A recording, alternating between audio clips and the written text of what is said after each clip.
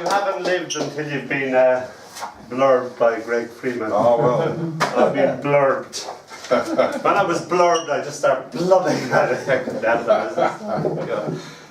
The Magma Deaf issue, the editors of that particular issue are Lisa Kelly and Raymond Antrobus, who are fantastic poets in themselves.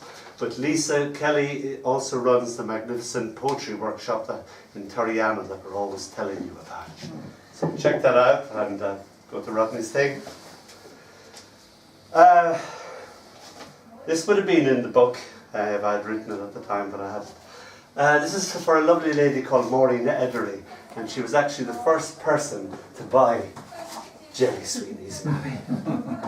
So I Skyped her out of the air, and I really liked that poem. So I wrote her a poem. This is called Teaching Timothy to Read. She is teaching Timothy to read, even though she can't read herself. Tongue firmly in cheek, she traces the words with a tiny fingertip that knows the story. Off by heart, she could read it in the dark. Darling daughter is pretend reading. She has my every nuance and pause by rote, making great efforts to teach Timothy, the puppy, but Timothy, the puppy, is more interested in the unthrown stick. Timothy, the puppy, thinks this reading lark is strictly for the humans. Once she begins in a fairy tale-ish voice, Timothy, the puppy, barks in acknowledgement. Throw the stick, throw the stick, throw the stick. Timothy, the puppy's mind thinks, upon a time, a long, long time ago, Timothy, the puppy, looks adoringly at his little mistress with such an immensity of love and licks her finger as it travels over the words, the story's journey. Oh, you, she scolds, are not even paying attention. It's no good, I give up. She frowns at the unhappy creature, throwing the book away in a prissy, hissy fit. Timothy, the puppy, full of the joys of a dog's life, it's the only life he knows, chases the fluttering pages that fly like an exotic bird, brings Hans Christian Andersen back, his mouth full of words. Thank you.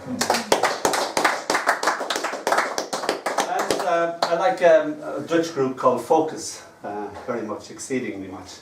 Not a lot of people seem to like Focus. Whenever I mention that, they all go, progressive rock, blah, blah, blah, blah, but I don't Focus. There's a lovely Elizabethan thing by Jan Ackerman, the guitarist of Focus, called Love Remembered.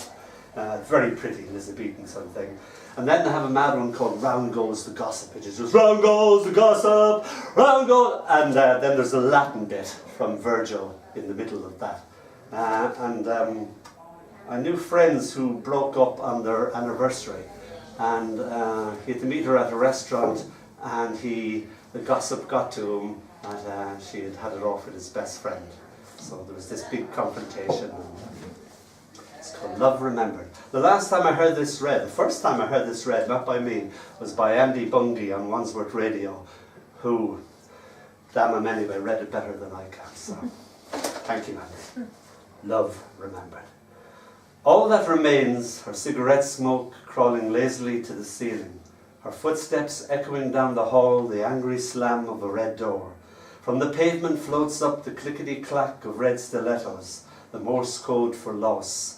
A Focus LP caught on a scratch, the same pale pink lipstick kiss on cigarette and champagne glass. Rain falling now in the open window, wetting the still sleeping cat. A church bell scatters crows, a drunk staggers down the road. The end never appears to be the end, and then it just is. I stumble against the record player, Focus, get back in the groove. Round goes the gossip, round goes the gossip.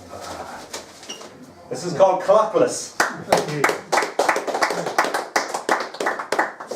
The car's wipers slosh the world back and forth, back and forth.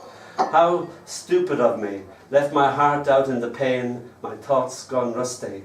White noise on the telly, my fingertips touch the static. Suicide is painless, I hum. I tell the waiting room, I hope it is. The objects in the room look terrified, look on in silence, locked inside the whisper, the shout. This room is clockless, time locked outside, howling to get in. I sit and crochet on the couch, Time looks sheepish. Clicking needles, I knit one moment to the next. There is only this little moment left to live in. Too much time, I tell myself. That's the trouble, I tell the room. Think I'll cut it down to size, I say to nobody. Time to be gone, I say, in a melodramatic way. I laugh at myself, weep in my private theatre of heartbreak. My reflection and I both reaching for the razor blade. The room holds its breath. I close my eyes and this one perfect moment, time rearing up like a wave that never, ever breaks. I think we all know that lovely big chap, Kyle McHale.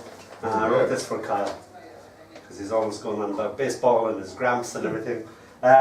This is called Where They Ain't. And if you're as old as Eddie, and remember the baseball season of 1890, 1900, don't remember that? I remember it well. Ah, yes. There was a very famous guy called Wee Willie Keeler, and he came from Irish stock. And he was very famous before Joe DiMaggio he was the big hitter of the time. And his famous phrases when they asked him, why are you so good? He said, I hit them where they ain't. So the guys are over there, he hits over there at the hand. Where they ain't, for Kyle. The sea was drowning in men, strings of soldiers like a macabre daisy chain, floating together, a human seaweed, the tide turning red, machine gun fire stinging the water so that the waves leapt up like men of water, mimicking the terror of our flesh, our blood. Jesus, Jesus, Jesus, I kept hearing myself saying as if I wasn't me. Gramps would have killed me for taking the good name in vain. Guess I ain't in Omaha no more. An officer torn in two, bullets ripping across his torso, tearing along the dotted line like he was a special offer. As easy as that, as easy as that. One moment you're here, the next not. Keep hearing Gramps talking to me in my head. Keep your eye clear, as he'd always say, no matter what the situation or occasion, and hit them where they ain't. But life isn't always as clear-cut as a baseball game, and I could never bat for nuts. I rattled off the names of the teams of then to drown out the death rattle of machine guns, dying men.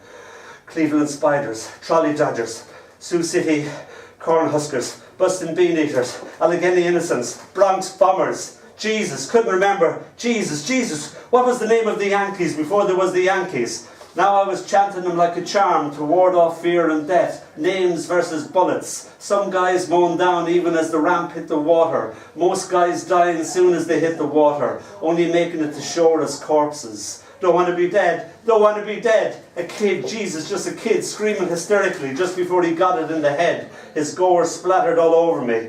Orioles, Orioles, Orioles, I kept chanting to myself. Always loved the sound of the word. The Germans in their pillboxes keeping the score. More of us dead than living now. I got it in the leg, then the other leg. Crawl into a hole until nightfall. Live to tell the tale. So many, many didn't. Pretending I'm seen with Gramps' eyes. Wee Willie, peerless place hitter of 1903. The little fella, the big guy, facing the twirlers fearlessly. Always keep a clear eye, Gramps says to the kid I was. And hit them where they ain't.